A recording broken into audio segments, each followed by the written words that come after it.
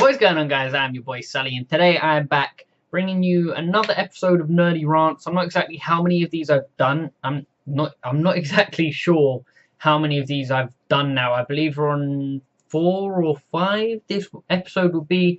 But basically this is sort of going to be a merger of two things. It's going to be a mixture of things in that it's going to sort of be a review of Batman vs Superman Dawn of Justice, because I did go and watch the movie the day it was released. I didn't get to see it on the midnight release just because I was effectively busy at the time, but I did actually go see it on the day of release with my girlfriend. Actually went out and got one of these as well. They're pretty cool. They cost like $1.99 extra or something, but it's just memorabilia for the movie. And obviously I am a nerd. You guys know this by now.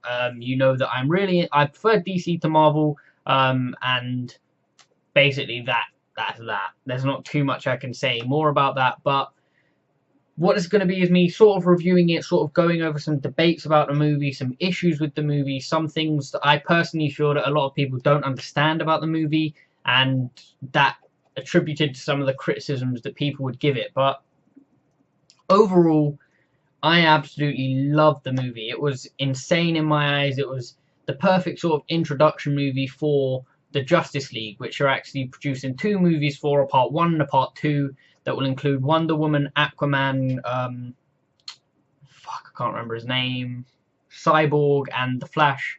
They're the introductory characters, and then also you have Batman and potentially Superman, because, spoiler alert, he does die in the film, but does he really die? Because there's a shot where it's his grave and Lois puts some like dirt on it, and then the dirt just randomly moves at one point, and that's one of the final scenes. But yeah, that's the first main spoiler out of the way. If you're asking the question who wins out of Batman or Superman, technically no one does. If you think about it in terms of one of the characters dying, then Batman wins. In the comic books, Batman wins. Technically, Batman wins, but then things sort of change. Obviously, the Justice League is sort of born out of this event with Doomsday, and that's that. But like I said, overall amazing movie. Props to Zack Snyder for putting it together.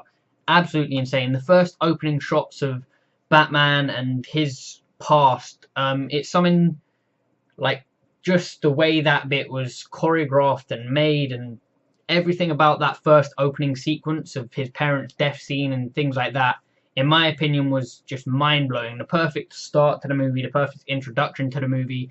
Despite it being something we've seen before in the past, it's done so differently, and Zack Snyder put his own twist on it, and it just turned out so well. Like, that first few minutes of the movie was just incredibly beautifully made in my eyes, and I absolutely loved it. So I was hooked from there. And then, obviously, you have Ben Affleck as Batman. That was one of the major things about when he was originally announced. A lot of people thought it was a bad choice. A lot of people thought he'd be a terrible Batman. But then people thought that about a lot of comic book movies. Like, no one really thought Robert Downey Jr. would make a good Iron Man. No one really thought that Heath Ledger would make a good Joker, or things like that. Just events in the past that have transpired that have actually, when the movie is released, have been proven wrong by the actors who have portrayed these characters. So Ben Affleck did an amazing job as Batman. He's not quite up there as Christian, like with Christian Bale or Michael Keaton in my eyes, just because he hasn't really had the chance to fully go out and show it. He hasn't had his own standalone movie yet. He hasn't been able to do his thing as the character. And personally, I don't think he will, because obviously things are going more into the Justice League. We're less likely to see a standalone Batman movie with Ben Affleck, like we did with the rest of the Batmen. But as I was saying, movie absolutely incredible. It's so well shot, so well directed. Certain aspects I wish weren't fully included in the movie, specifically the trailer and the trailer and like theatrical releases and TV spots and things like that. I wish they didn't announce Wonder Woman so early. I know it was called Dawn of Justice, but I feel like not announcing Wonder Woman, not announcing that this other character would be involved in it as well, would have just made it so much better when watching the movie. It would have just added to the experience of just seeing her pop up. And I personally feel that would have just made it more intriguing going in to watch the movie. If it had just been Batman vs Superman as opposed to Dawn of Justice, I feel like it just would have brought more hype to it. Not that there wasn't enough hype for the film as it was, because it was actually the best opening release of a superhero movie ever. It got nearly $500 million within its first opening weekend, which is absolutely insane. It smashed Avengers records, it smashed all of Marvel's movie records, smashed the old Batman movie records, and obviously it completely obliterated Superman's movie records because they were not that good, just because Superman's had such a bad rep recently. But let me delve more into that. Henry Cavill played an awesome Superman in this film. He has done it in the past, and obviously his films were less hyped just because of the bad rep that Batman, or Superman rather, was starting to get. Because after you had Brandon Routh played him, I believe that's how you pronounce his name, it sort of started going downhill from there. Nothing was quite like the 80s ones. Who was it who played him? Christian Reeve? Yeah, Christian Reeve played him, or Christopher Reeve, sorry, my bad, complete idiot, complete brain fart. But Christopher Reeve's Batman was sort of like, or Superman rather, was sort of the Superman that was at its pinnacle when it was going incredibly well. Everyone was loving Superman. It was even bigger than Batman at that point until 1989 when Tim Burton came on the scene. But that's not relevant to this movie. Basically, Henry Cavill did an incredible job as Superman. He isn't the main character in the film, but then again, neither of them really are. And personally, I feel like he is the perfect person to portray Superman for the next few movies, and I'm hoping that's how it turns out if he is not dead, which I presume he isn't, because it would make no sense to have the full Justice League without Superman. But yeah, let me dive into the main issue that I've had when reading reviews and comments and people's opinions about it, because I'm all down for people to have opinions, but when people seem to just struggle to understand certain aspects of a character's, or how a character's written, it, and then can go on to criticize the actor who played him or things like that, it just sort of really gets to me, because people need to understand that it, especially in comic book movies, superhero movies, characters who have been written up in a certain way in the past can be completely different in a new movie. If you just look at the Joker, every portrayal of the Joker has been different. Jack Nicholson's, Mark Hamill's, Heath Ledger's, Cesar Romero back in the 60s, they were all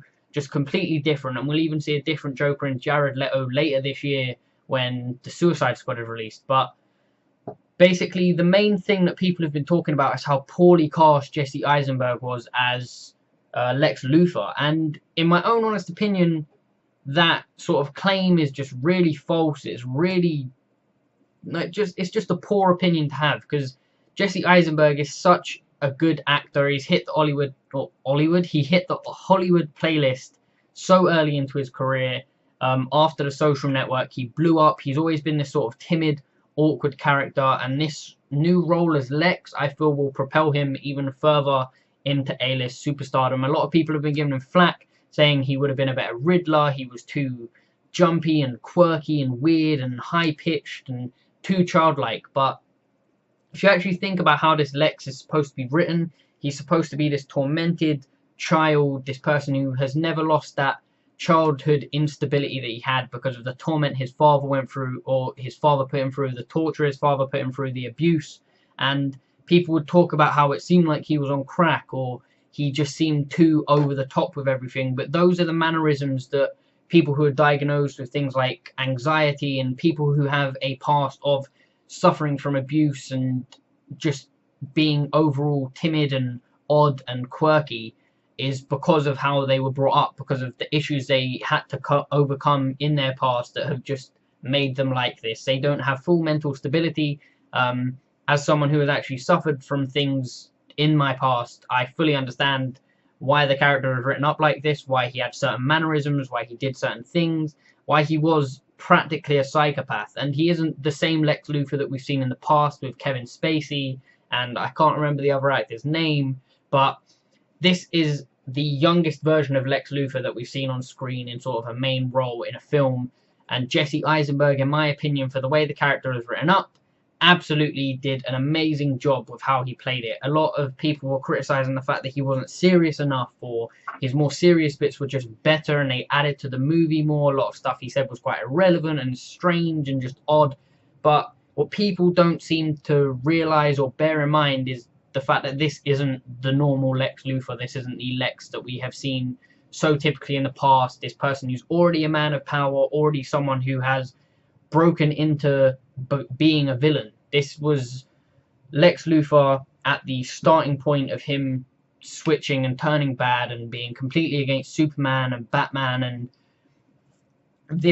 that was what that character was. And for people to then say that Jesse Eisenberg potentially could have been a better Riddler, again, in my opinion, I don't think he'd make a good Riddler just because he is too awkward, he's too timid, and I don't think personally he'd be able to portray a character like that. If you look at the Riddlers of the past, with Burgess Meredith and Jim Carrey, they've all been sort of comedy actors, people who have been just completely out of their nut, just in general, as opposed to having to act like that. And like I said, people can have their opinions, but in my opinion, people are just wrong to give Jesse Eisenberg that sort of criticism because it's the way his character was written up. He played the character so perfectly for the character he was actually written up to play. And then I want to see where his character develops in the further movies, in the Justice League films, just because there is a lot of room for growth for him. At the end of this movie, he gets his head shaved. He becomes that more iconic-looking Lex Luthor with the bald head, the one we're more used to seeing as the villain, and he is incarcerated at the end of the movie. If you guys haven't seen it, I apologize for the spoilers, but that's sort of what reviews do. They spoil movies. But yeah, effectively, I love the movie, but it wasn't a perfect movie. A lot of people have been criticizing Doomsday. In my own personal opinion, Doomsday, the way he was portrayed, the practical full CGI of Doomsday just made it too Marvel, too Avengers, too alien-like for me. It wasn't the typical Batman versus Superman you're used to. It was just too over-the-top, too CGI, and the way Batman was portrayed in the whole battle against Doomsday made him look useless, and a lot of people have been given the character flack for that because he literally did nothing except for right at the end where he shot him with the kryptonite gas. And yeah, you'll see memes all over the internet of how useless Batman was during that action sequence. But if I could say anything about the movie, things I would change the fact that, again, Wonder Woman was announced so early. I would have preferred if they didn't announce her at all, because in the movie you were getting cheers for Flash and Aquaman and Cyborg when they were sort of hinted at in the movie, and I feel like it would have been a lot better for the fans, a lot better for just viewers in general, if Wonder Woman wasn't shown in the trailers or advertised or anything along those lines. I feel like marketing-wise, this movie could have been done a lot better. In terms of the length of the movie, I feel like it could have been shortened. If the Doomsday bit if it had been more of a cliffhanger for the Justice League movies, I feel like the Doomsday clip or the Doomsday action sequence would have been cut short.